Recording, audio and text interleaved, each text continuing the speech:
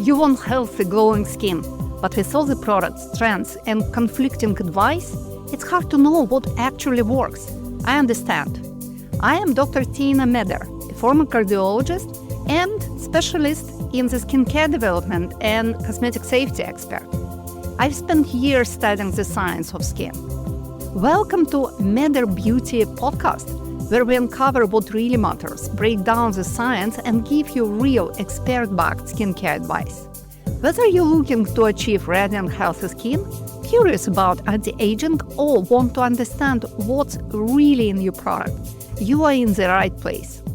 Rooted in science and the truth about what your skin actually needs, we'll have in-depth conversations with leading dermatologists, medical experts, and skincare brand founders to bring you the latest innovations, evidence-based insights, and industry secrets that truly make a difference. We are so happy you are here. So let's go! Hello, and welcome to our The Skin We Live In podcast. And today I'll be speaking about the messaging going wrong. And I will explain how skin cells and microbiomes, they communicate to each other and how communications contribute to the skin aging and to the body aging. In the classic list of 12 hallmarks of aging, one of the most fascinating is one of the antagonistic hallmarks called altered intercellular communication. Aging is not only about DNA mutation or toxins or thyroid power station of our body, mitochondria. It is also about messages, how cells communicate, what they say to each other, how efficiently they can do it. If messages they are delayed, distorted, or simply lost, it doesn't work, because the communication center of my favorite metaphor of the skin hotel, it is kind of the heart of the hotel. If in your luxury hotel everything works well, but lines are silent and no one can communicate to their colleagues or staffs or guests or whatever it is, it will not work. It will not just survive even one day. So let's see what happens in the skin. First of all, I'd like to discuss how skin cells talk to each other and which types of cells they are addressing. Spoiler alert, it's not only about the skin, but also about other systems. Also, it is very interesting part how microbiome communicates in itself, because the microbiome is an inseparable part of the skin, and you cannot separate your body from the microbiome. We've been born with the microbiome. We will live until the very end with our microbiome. And yes, our trillions, billions of little friends, they are also very talkative. They talk to each other and they talk to cells. And finally, practical part. How lifestyle, nutrition, skincare, and maybe some supplements could help us to maintain the healthy communication in our luxury skin hotel in all floors and all layers. So let's start with skin cells. First of all, what we should understand about the skin, it is not a passive raincoat. It is not a plastic film just wrapping and covering our body. Yes, skin is our first line of defense. Skin has protective function, and it is the most important function of the skin. But also the skin is very much interconnected to all of our organs and systems, because the skin is the largest human organ. And if something bad happens with the largest human organs, it affects the functioning of all other smaller human organs. So we should really care about the skin. And we see the skin in the last decades, I will say in the last 20-25 years, not only as an organ called skin, but as a very complex neuroimmune system. First scientist who defined the skin as a neuroendocrine immune system was a French professor of dermatology, Laurent Misery. And it happens, as I remember, in 2000, when he's been speaking about embryological closeness of the skin to the nervous system, because actually in the time of the embryo development until the third week of the development, skin and nervous system, it is one structure called ectoderm, the layer forming, developing embryo's body. And only after 3 weeks of the existence, this ectoderm layer, or how we call it ectoderm leaf, start to separate itself to the inner part, forming this beautiful tree of nervous fibers and nervous system, which will become the brain, the spinal cord, and the whole vegetative and peripheric and central nervous system. But another part is going superficially wrapping the embryo and becoming the skin. But the skin and nervous system, neurologically, it is the same organ, which, and how Professor Misery put it, he told them the skin and nervous system, they are embryo twins, separated at birth, but communicating to each other and exchanging emails every second of their life. And this exchange of the information, it is all about the communication. So our skin communicates not only, our skin cells, they communicate not only to each other, they communicate between the cells of the same types, so like cells producing collagen fibroblasts living in the deeper layer of the skin in the dermis, they communicate to each other. It can be beneficial, it can be negative. The keratinocytes, skin cells living in the superficial skin layer and responsible for the skin renewal, they are communicating to each other, but also they are communicating to fibroblasts, and fibroblasts are communicating to them.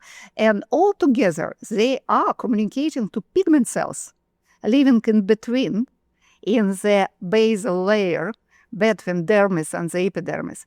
And melanocytes, pigment cells, they respond. And altogether, they communicate to immune cells and so on. We have 9 types of cells.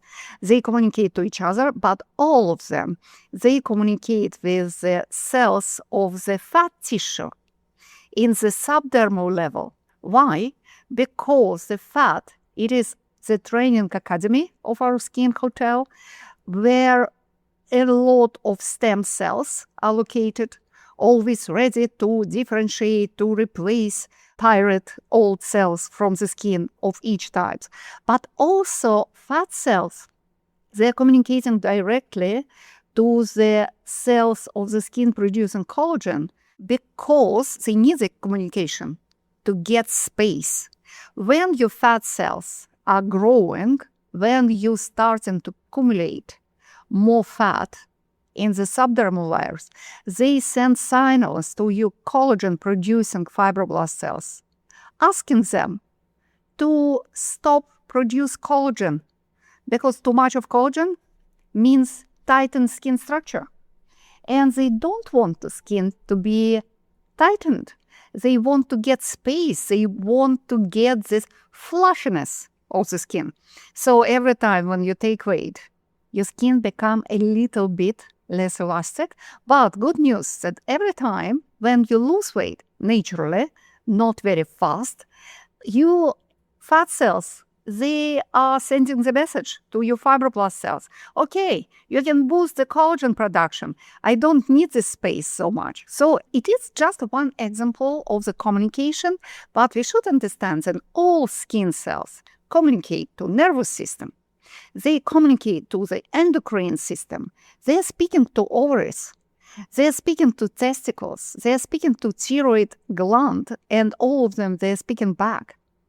And also they communicate to immune system and all other systems of the body. So how it works? We call it Neuro-Cutaneous axis of the skin. In the previous episodes, I've been speaking about the microbiome, so if you listen to some episode, you know already, then we are speaking a lot about the skin, gut, brain axis in the microbiome, because microbiome communicates between different colony and different tribes and communities of our microfriends. But also we have the direct communication between the nervous system and the skin and endocrine system and the skin. And we call it neuro-cutaneous axis, so the axis of communication between nervous cells and nervous fibers to the skin cells. So, how it works? We have different types of the communication. First type called direct contact. That's exactly how you imagine it. Cells contact each other. They shake hands. And they create this gap junction using special proteins. They called connexin from connection. So they connect cells to each other. And in this connection, they just bring different small molecules. Like in this type of communication, they can even exchange the energy. So one energized cell can help her cell sister, which has less of mitochondria or was damaged. And it is the part of the whole together cleaning process. Sometimes the cells experience the autophagy, so the part of the cells which will be cleaned and eliminated by the cells itself. But in the same time, she can ask the energetic help, donation from her sisters all around her. Also, some very small ions can pass, and some small peptides molecule can travel from cells to cells from the direct contact. Next type of communication is the communication by soluble messengers. As the cells, they are located in the connective tissue, which we call extracellular space for them. They could send some chemical substances to travel in this extracellular space in the hopes that this messenger will contact another cells located in the neighborhood. It can be used for beneficial purposes. For example, signaling, then we've been attacked by something, let's create the defense. Or we need more of energy, let's produce more of energy. But in the same time, when cells become senescent, when they are aging, and when the DNA starts to change, they lose this ability to divide. But in the same time, they start leak toxic messengers all around them. And these toxic messengers, which also can be called zombie juice, because we call these senescent cells zombie cells, this zombie juice, it is contagious. So it travels as messenger to the neighborhood, to the young healthy cells, and can transform them to zombie. And it accelerates and promotes the aging process in the skin. What can travel via extracellular space from one cell to another? Cytokines involved in the inflammation process. Different types of growth factors which boost the production of protein or hyaluronic acid if needed. Hormones, also very small molecules. So all types of hormones like insulin or estrogens or androgens, testosterone, stress hormone, cortisol, they are all traveling in the extracellular space, bringing the message to many cells at one time. And also neuropeptides. Neuropeptides are peptides produced by the nervous system. So nervous system can inform each skin cells about what happens all around them. And also the third type of communication, which involves the extracellular matrix itself, because the extracellular matrix, it's not just an empty space. There are a lot of structures there. First and foremost, there are fibers of collagen and elastin, and this matrix-like gel of hyaluronic acid holding water molecules, but also a lot of different small structural elements like thermoshock proteins, which are involved into the connection between different skin layers and so on. That's literally endless. But all of them, they provide skin cells with feedback. So when you have too much of collagen, your cells knows about it because of this type of the mechanical cues communication. And it signals to cells by this positive feedback, then cells should produce less of collagen do not overload the extracellular space and do not make it too stiffen. Same for hyaluronic acid and so on. What is interesting moment about it, that fibroblast skin cells producing collagen, they're exactly the same cells or are producing collagen-destroying enzymes, metalloproteinases. And also it produces enzymes to destroy elastin, elastase, hyaluronidase, and they're all produced together. For the fibroblast cells, it's kind of difficult to produce only collagenase or only hyaluronidase. So when the skin is overloaded with one of the elastin or hyaluronic acid, the cells start to produce enzymes destroying all three of them. And why I'm speaking about it actually for many years? Because that's a very popular aesthetic treatment, like microneedling and mesotherapy with hyaluronic acid. Cross-linked stabilized hyaluronic acid used to fill lines, used to plump lips, to sculpt the face, to change the form. So it's used very locally. But also it is non-stabilized hyaluronic acid, which is used for this kind of overall plumping effect and the skin hydration. You should understand, if you inject the hyaluronic acid all around the face, especially in the young skin, your skin cells fibroblast will read it as an excessive stiffness of the extracellular matrix.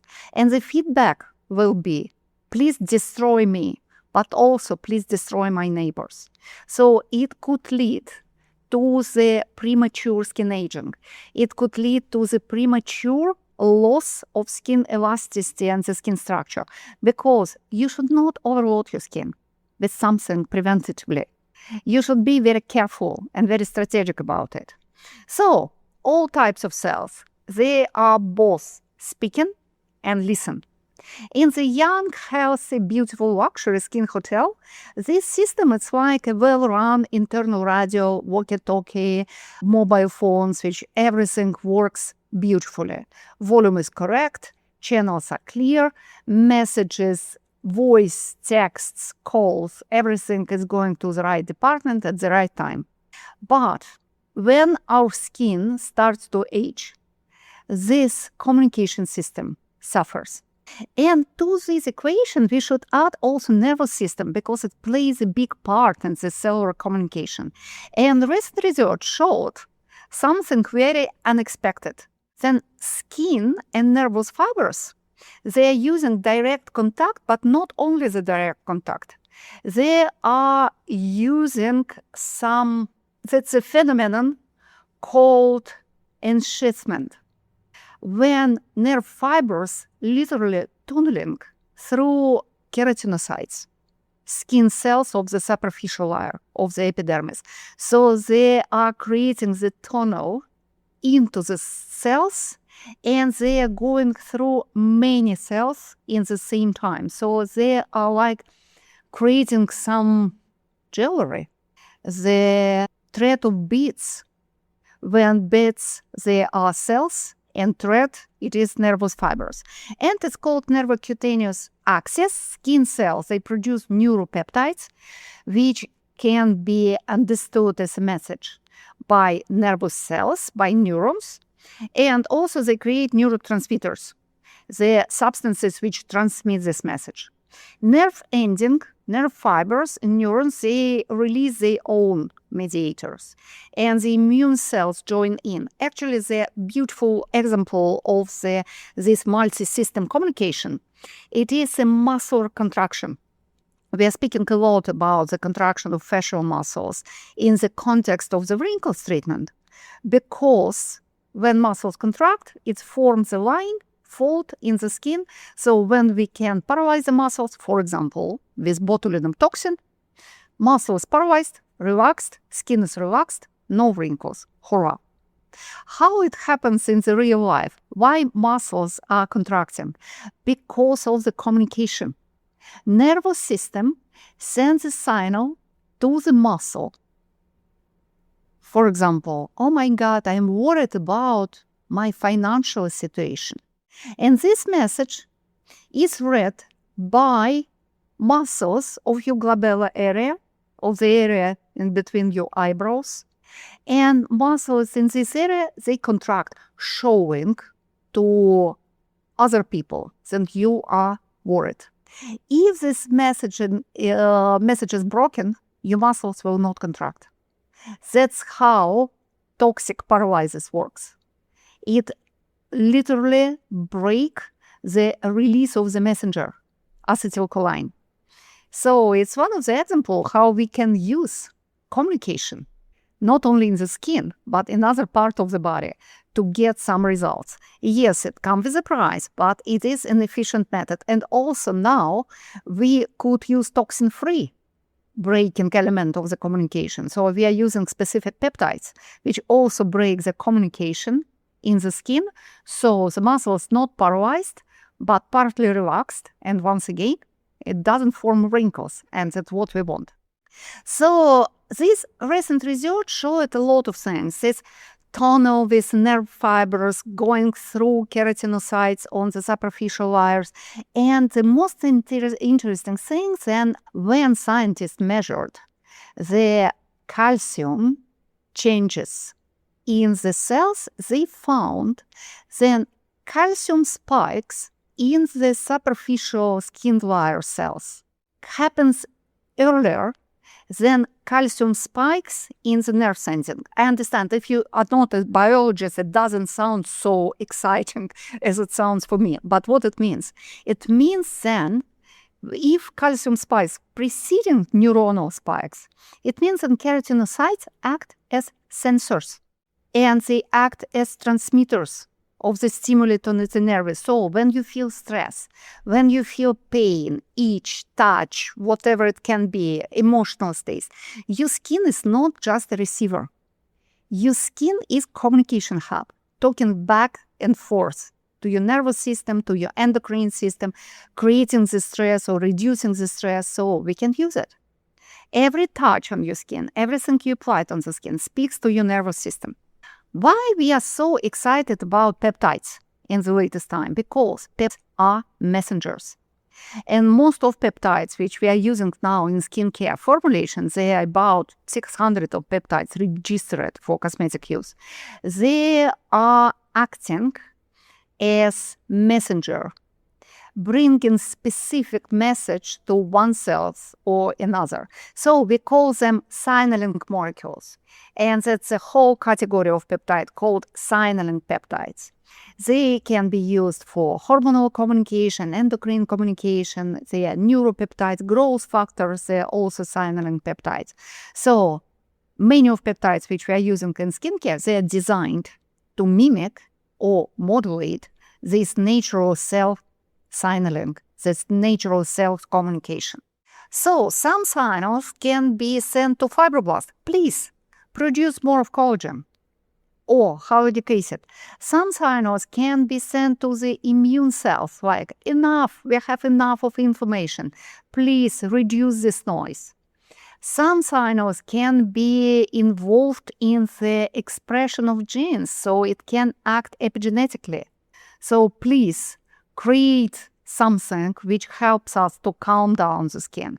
Or, oh my God, we see that our human body now is living in the hot climate. We should to adjust. So please use thermoregulating system differently. All it happens because of the communication. So you can think about peptides like some types of synthetic memos which slip to the internal mail system of your hotel. Please send more repair stuff here and there. We should to replace this fire alarm. It is noisy, it is faulty. Calm down, security guys. Or here there are some noisy drunk guests. We should get rid of them. So it doesn't replace the entire communication system because still direct contact, this nervous skin axis and different messengers and feedback from the external extracellular matrix. It is a big part of the communication. And as it was found, it is a part of communication which we can use practically in the skincare, in the topical application. How cellular communication changed with age? You probably guess. It doesn't improve. With an age, our signaling network became noisy, became faulty, distorted. So you still can take the call, but you don't understand what it is about. Text messages, they're coming by part. They are coded. So it happens because of the chronic inflammation and this inflammation phenomenon, the low-grade chronic inflammation in the skin, which creates this inflammation noise, kind of constant backgrounds, interfering with the healthy communication. Also, zombie cells, they produce the zombie juice, creating this SA phenotype, secreting pro-inflammatory, damaging, destroying substances all around them. Extracellular matrix with an age became stiffened, partly because of the glycation phenomenon, because the small sugar glue our collagen and elastin fibers all together, creating the chaos and disorganizing the beautiful architecture of the deep skin layer. And we have less of feedback, we have less of direct messaging, and we have noisy, repetitive, useless message altogether. So when this axis of the communication becomes faulty, and it contributes not to the healthy communication, it creates a itchiness, it creates a higher sensitivity, and it leads to all abnormal stress responses, abnormal communication between cells, and allergy. And with an age, we are in the higher risk of allergic reaction developing in the skin because of the altered communication.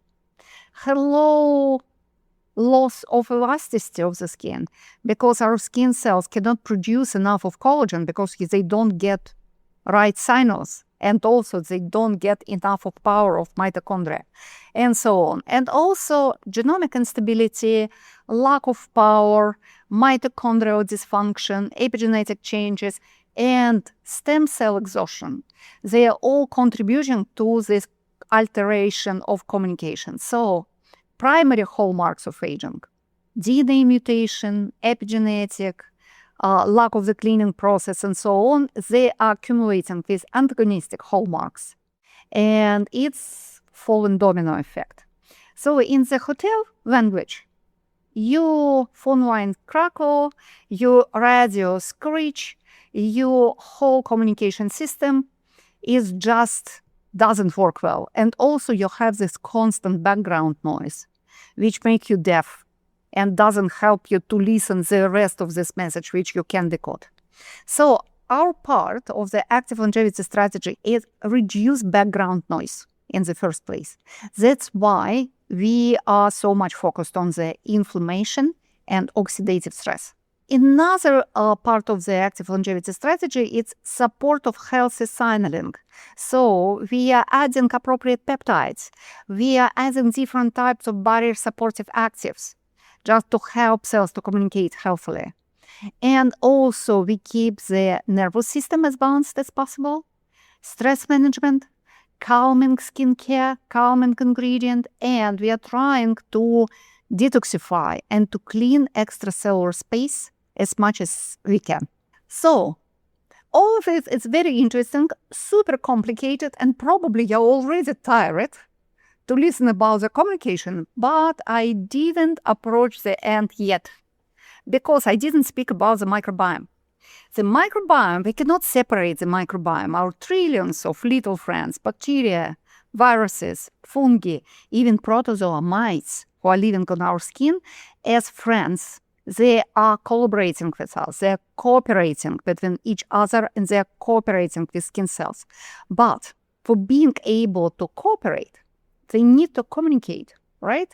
So they communicate between them, and they are communicating to skin cells as well. They communicate to pigment cells and keratinocytes and fibroblasts mostly by liquid messengers, soluble messengers. And also they are using a lot of peptides to communicate.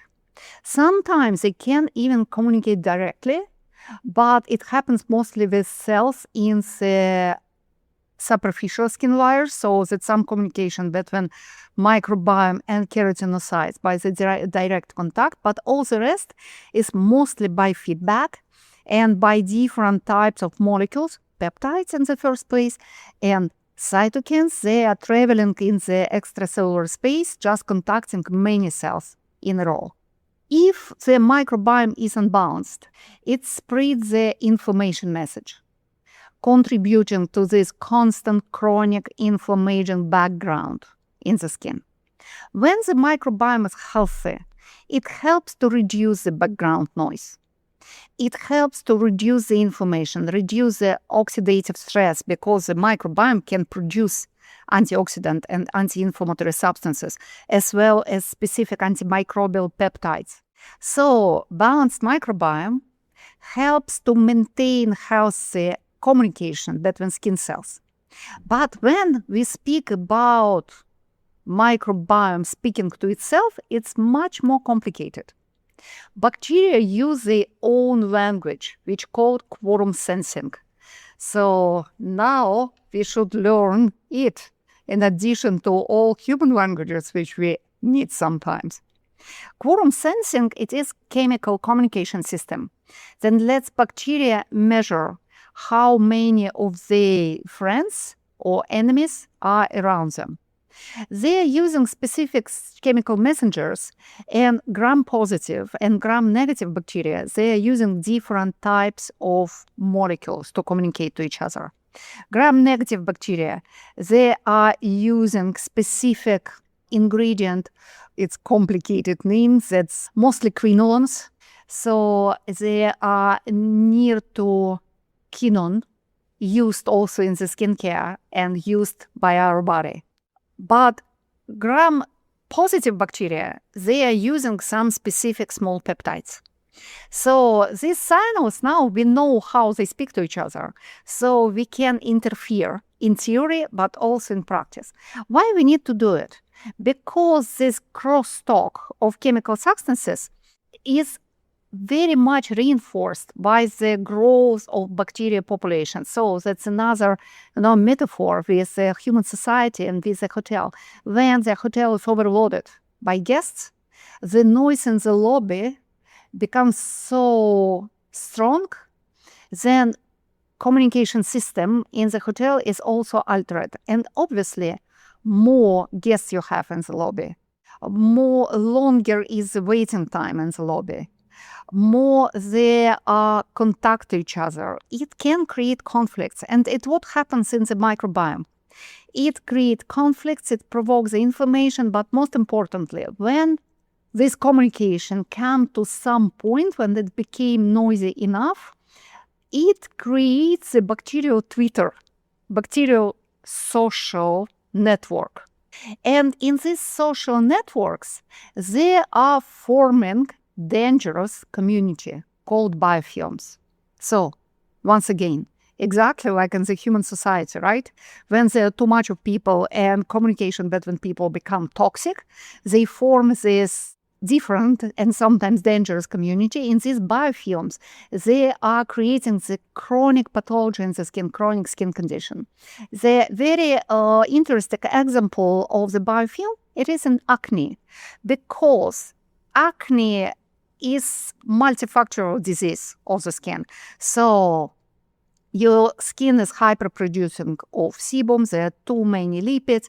These lipids, they are more inflammatory than protecting, but also in the same time, they create the environment when the Cutibacterium acnes, mostly beneficial and very friendly to us, it starts to grow and change the character. There are 120 or more different strains of Cutibacterium acnes, and most of them, when they are beneficial, they are very friendly and anti-inflammatory, helping to protect the skin and helping to produce more of antioxidants. But when biofilm is formed, we see dangerous pro-inflammatory strains of Cutibacterium acnes. And all of them together, when they start to communicate, they start to produce a substance acting as a biological glue, literally gluing the whole community of bacteria into the skin, not only on the skin surface, but into the skin, into pores, into hair follicles, into every little piece of the skin structure. And it is impossible to wash out. It's just impossible, and even the antibacterial products, they cannot take off this biofilm completely because they continue to produce it. That's why it can be so difficult to treat chronic acne. And research shows that if the acne persists more than 6 or 8 months on the skin, most of the time it's already related to the biofilm. If this acne persists for many years, it is a biofilm-related acne for sure. Same can happen with atopic dermatitis, with eczema. Also, it happens with other organs and systems. Biofilms is the problem everywhere. So in this biofilm formation, we see not only the chronic and very stubborn infection, also it is resistant to the most types of treatment. Biofilm is antibiotic resistant. That's where the antibiotic resistant danger is lay on in the communication between bacteria. So instead of the random solitary microbes, which we can manage, you see this dangerous evolution of solitary individuals to small community to biggest military, very dangerous community, destroying the skin or other organs if it happens. So it's kind of mafia of organized gangs communicating and defending very nastily and aggressively their territory. How to break this conversation? If we break this social network, if we break this bacterial Twitter, we can destroy the biofilm because without communication, they are not able to create it. They are not able to act as a community, act as a whole gang. And this breaking of the biofilm called quorum quenching.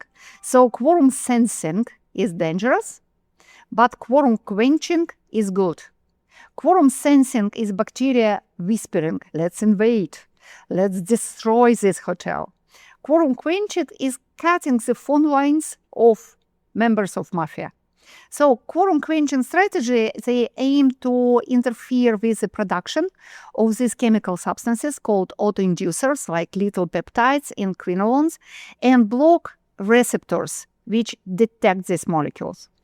And we can try to degrade the signaling molecules themselves.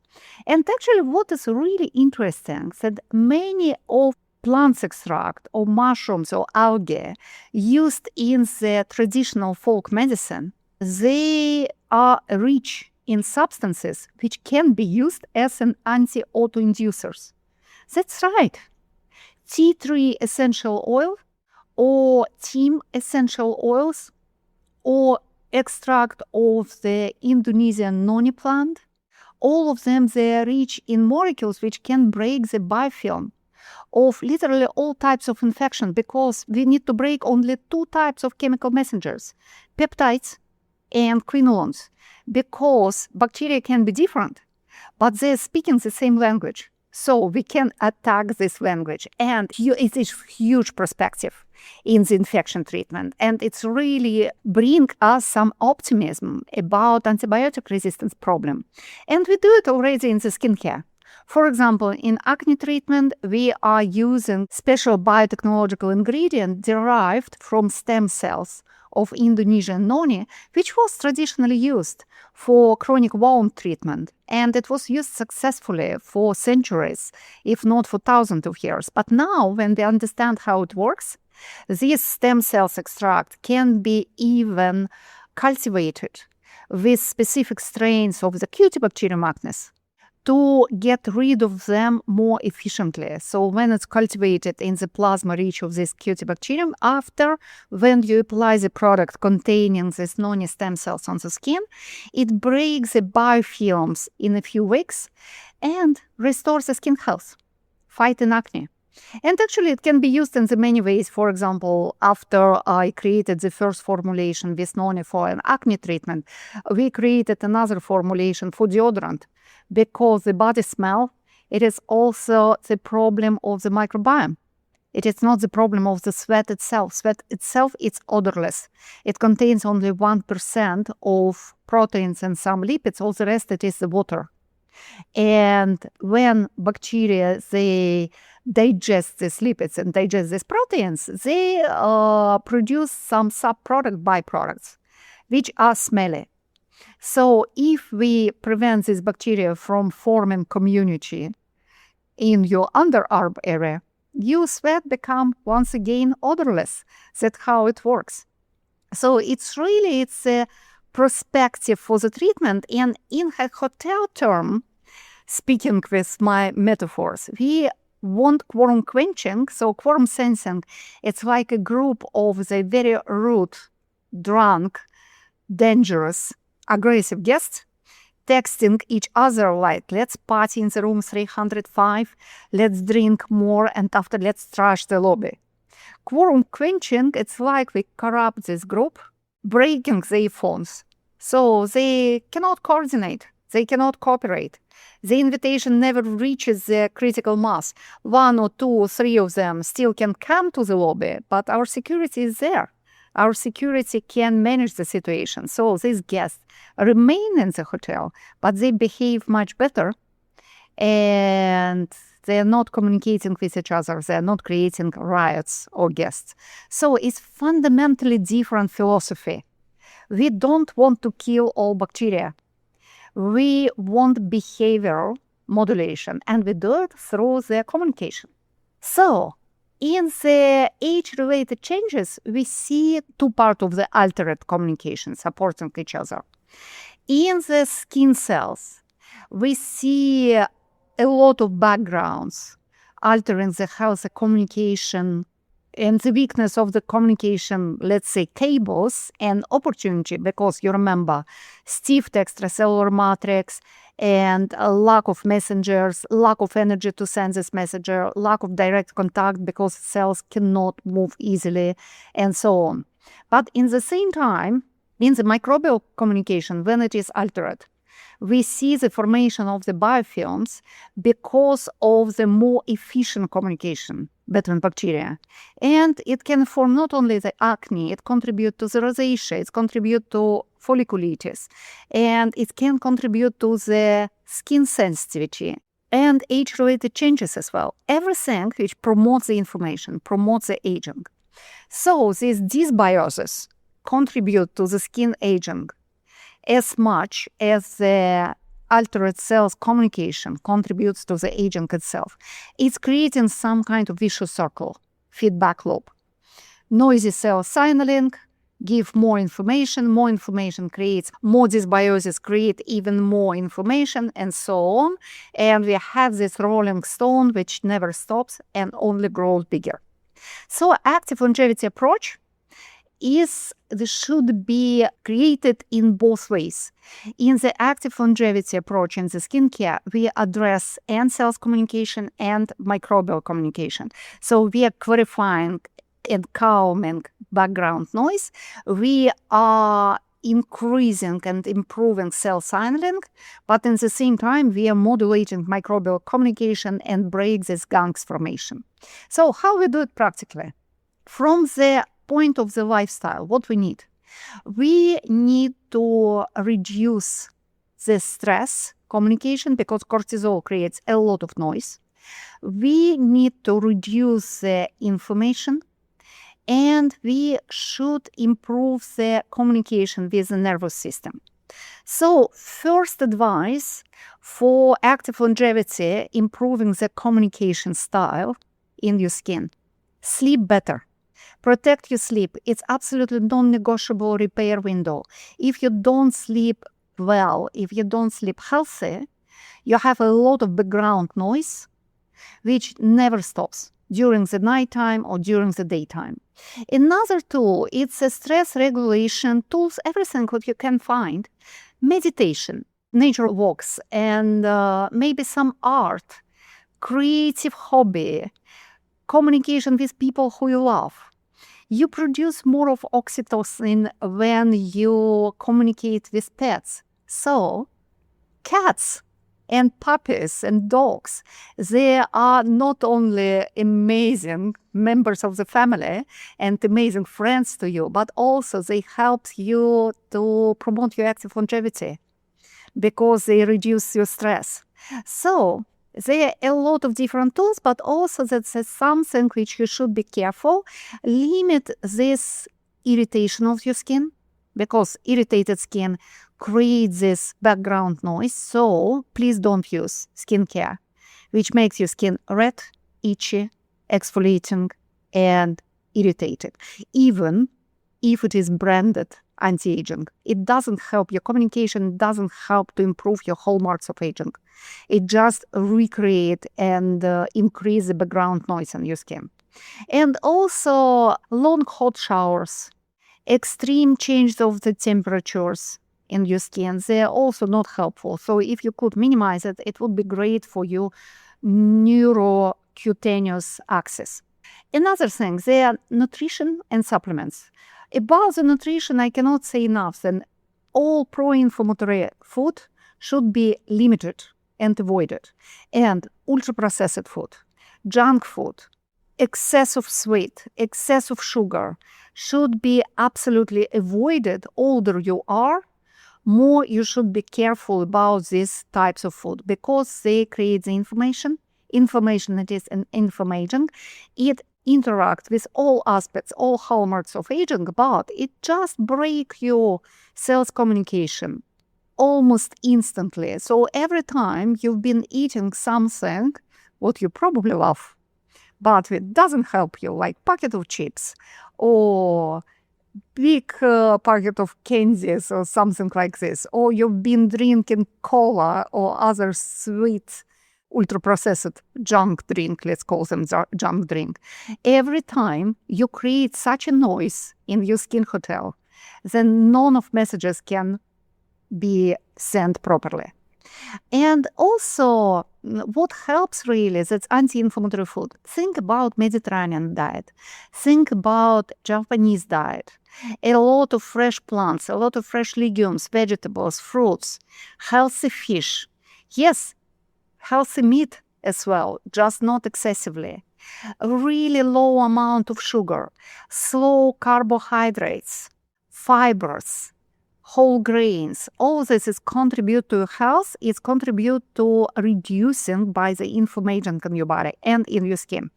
What are types of products what are extremely anti-inflammatory? Green tea, for example, different type of biofermented food and biofermented drinks, kefir, yogurt, kombucha, miso soup, kimchi cabbage, sauerkraut. But also colorful vegetables, colorful berry, colorful fruits, everything colorful contains antioxidants. And it is anti-inflammatory, especially if it is red or yellow or orange. They are most powerful antioxidants. And also another thing to recommend, it is a supplement, omega-3 fatty acid. They are very much anti-inflammatory. So look for some fish oil, look for some algae oil. It really helps to dampen inflammatory signaling in your skin and helps a lot to your cells communication, including nervous system. That's why omega-3 fatty acids are recommended to people who are experiencing the stress.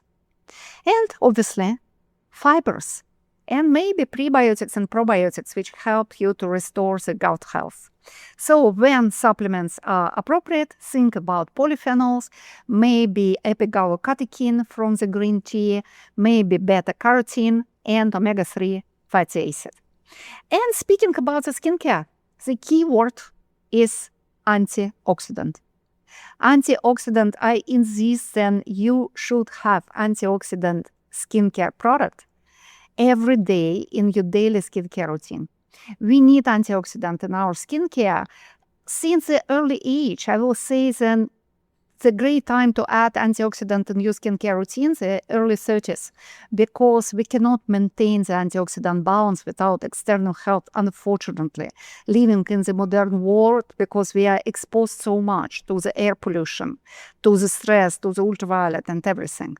So, what name you should look on the label of the skincare, what you should looking for in the list of ingredients?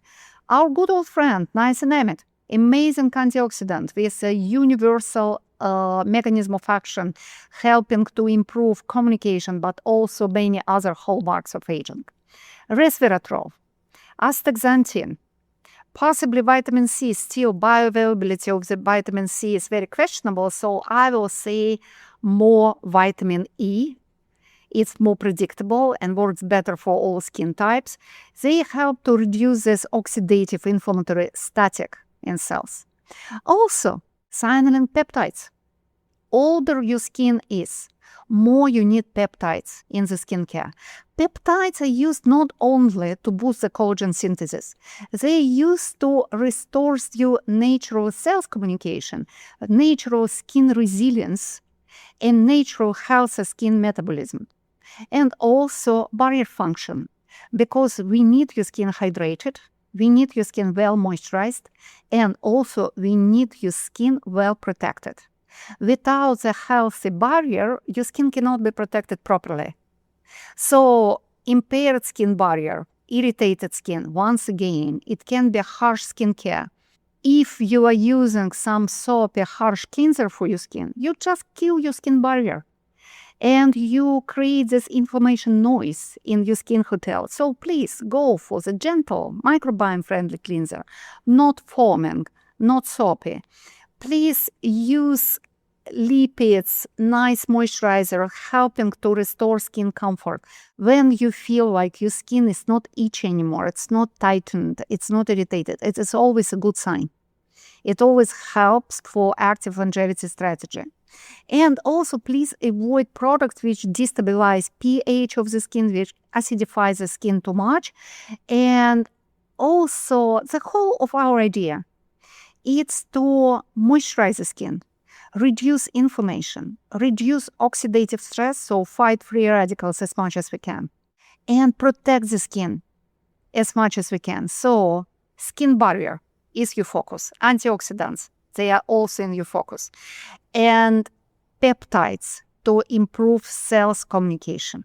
And also speaking about the microbiome, if your skin is irritated, if your skin is inflamed, especially if you're suffering from acne, it is the first thing to do in the active longevity strategy. It is impossible to slow down the skin aging as long as your skin is inflamed. So we are using different kind of quorum sensing modulating strategy, quorum quenching strategy in the skincare. So they can help different kind of plant extract. Me personally, I prefer Noni stem cells because it's efficiently breaking both gram-negative, gram-positive communication in the microbiome.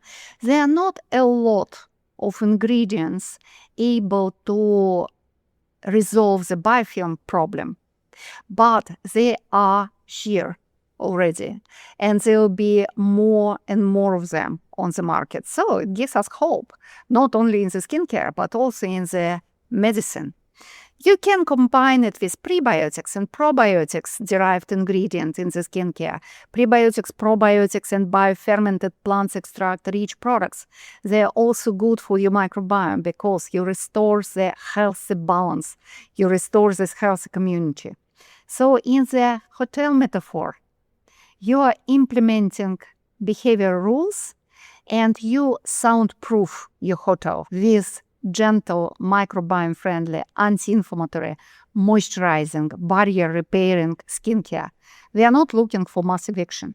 We are not looking for some ambitious destruction works in the building of your hotel.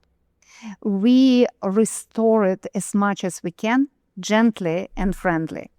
So, to sum it up, now you understand how complicated it is and why the altered communication between skin cells, nerves, immune cells, endocrine cells, and microbes.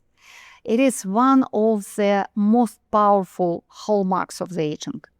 If you can improve communication, you reverse the aging itself. Your skin hotel age faster when this internal radio doesn't work, when the screaming inflammatory messages, when the nervous system alarms never switch off, and when you guest coordinate noisy microbial biofilm-driven gangs in your hotel.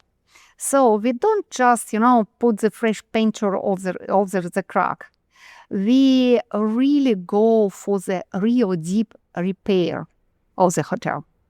So repair your skin calm your skin, restore the communication, and enjoy the active longevity.